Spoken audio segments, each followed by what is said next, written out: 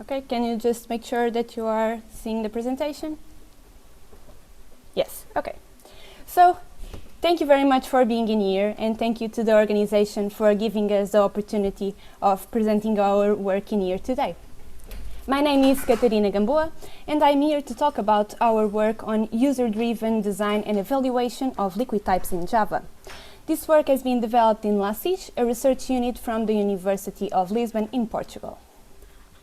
So, nowadays, one of the main concerns in software development is the quality of the software that is produced. Developers want to catch bugs and vulnerabilities as soon as possible, when they are easier and cheaper to fix. So, we need to establish some guarantees about the programs that we are creating, and for this, we can use software verification techniques. And there is no surprise that these techniques that are integrated into editors are more popular among developers.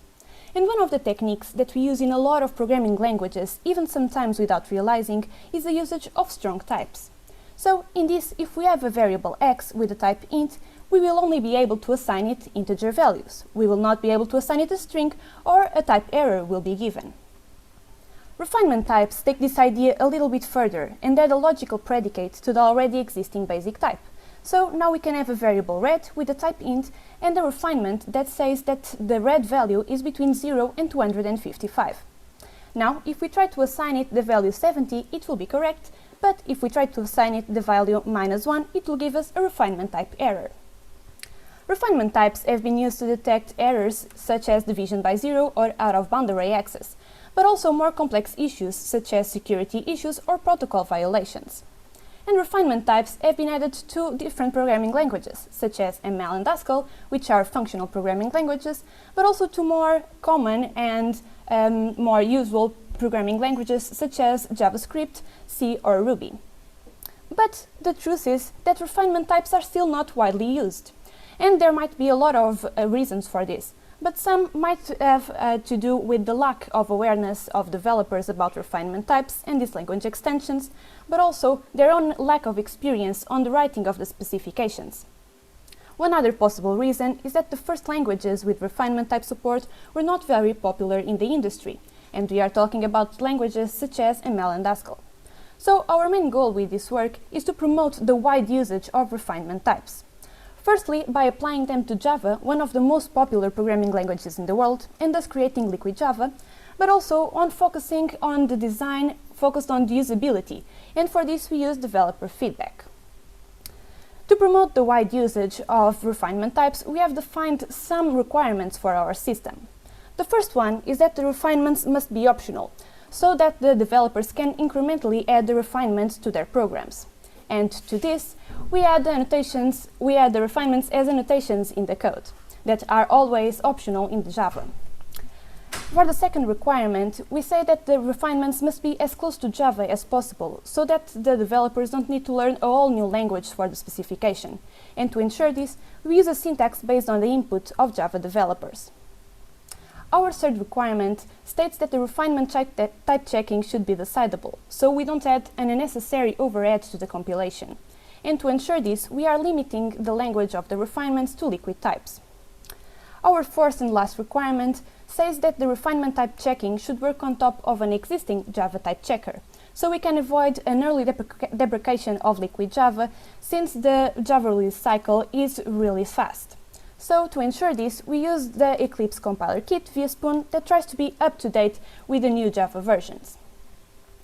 So, for the syntax of our language of the refinements, we created a syntax survey, where we interviewed 50 participants through online surveys, and from which these 50, 52 were very familiar with Java, and 56% were not familiar at all with refinement types. So, to each one of these participants, we proposed 2 to 3 syntax options for each of the features that we wanted to have in Liquid Java. And so, we wanted to have features on the refinements of variables, methods, the usage of predicate aliases, and anonymous variables. We can see in here an example of the 2 options that we gave for the refinements in methods. The first one has a syntax more close to functional languages, where we first say the refinement for the first parameter, then the refinement for the second, and lastly the refinement for the return of the method. while the second option has each of the refinements closer to the parameter or the return type. So, for example, the refinement for the parameter grade is just before the basic type of grade. As we can see in these two plots, the second syntax had more preferable and acceptable answers and less not acceptable answers. So this was the syntax that we chose for the methods. And with the results from this syntax survey, we created our grammar. And so now we can add refinements to variables, as we saw before, but also to class fields, as we see in this example with the usage of the alias. So in here we have an alias RGB that takes an integer x and defines that this x has a value between 0 and 255. Now we can use it on the fields refinement, where we are also using the anonymous variable that in each one of the cases refers to the variable of the field name. So in the first one, RGB of the underscore is the same of having RGB of R, and the same for G and B. As we saw before, we can also have the refinements in methods. But besides all of this, we also want to have the refinements in classes, because they are the basic blocks of the Java programming language. So we will introduce the refinements to model the object state. And for this, we create a new annotation of the state refinement that can be introduced in the methods of the class. And in here we have a from and a to state that represents the state on which the object has to be when the method is called, and this is represented by the from state. And we also say what is the state that the object will have in the end of the method call, and that is represented by the to state. Now we can use these annotations to model protocols in our Java classes. Let's take an example of the java.net.socket class, where that can be represented by a state machine, as we see in here in the right. So when the class is created, when the object is created, it will start in an unconnected state. Then, through the bind method, it will get to a bound state. Through the connected method, it will get to a connected state, and then we can call send-urgent-data as many times as we want. At the end, we can use the close method to get to a closed state. And now we can introduce this in our Java program with Liquid Java by firstly naming the states that we want to have in our class. So in this case, unconnected, bound, connected, and closed. And then for each of the methods, we will have the annotations from the from and to states. As we can see in here, for example, for the bind method, we will go from an unconnected state and to a bound state. For the connected, we go from a bound and to a connected state. And we can only call send-urgent-data if we are in a connected state. So if we, for example, try to create a socket object and then bind our local address and then send urgent data right away, it will give us a refinement type error because we are still not connected to the server. So as you can see in here, a refinement type error will be sent to the developer. And also in this snippet, you can see our implementation of Liquid Java and our plugin that we created for Visual Studio Code using the language server protocol. For now, we created this to Visual Studio Code, but we can easily pair our language server with other editors. In this plugin, we are focusing on the error reporting, so the specific localization of the errors, and also in sending the error information to the developer. Finally, we created a research study to evaluate Liquid Java, and this research study had 4 main questions. The first one were if refinements are easy to understand.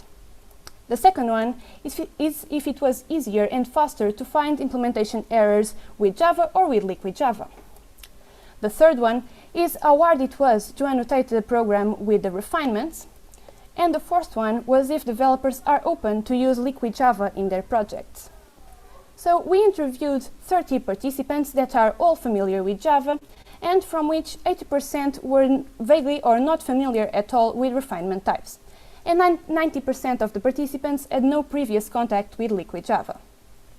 To each one of these participants, we had a synchronous session where they were asked to perform several tasks, such as finding errors in Java and in Liquid Java, understanding the refinements without giving a prior explanation about them, annotating Java programs with Liquid Java, and then there was a section for final comments.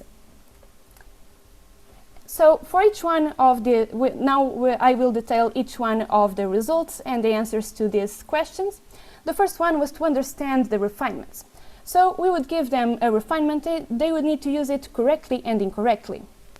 So for the variables, we would give them these two first lines of the variable x and its refinement and ask them to assign a correct and an incorrect value to x.